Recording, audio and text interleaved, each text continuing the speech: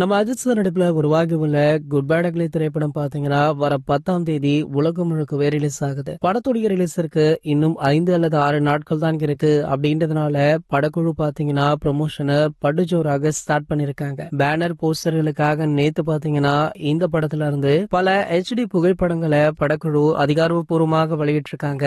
அந்த HD புகைப்படங்கள்ல அஜித் சாருடைய look சும்மா தாறுமாறாக இருக்கு. நம்ம அஜித் சாருடைய முந்தைய படங்களுடைய கெட்டப்பாக இருந்தாலுமே அதை மென்மேலும் மெருகேற்றி ஆதிக் ரவிச்சந்திரன் அவர்கள் இன்னுமுமே என்ஹான்ஸ் பண்ணி ரொம்ப அழகாக காட்டியிருக்காரு. ஆகையால கண்டிப்பாக படம் வேற லெவல்ல இருக்கும் அப்படின்னு சொல்லப்படுது.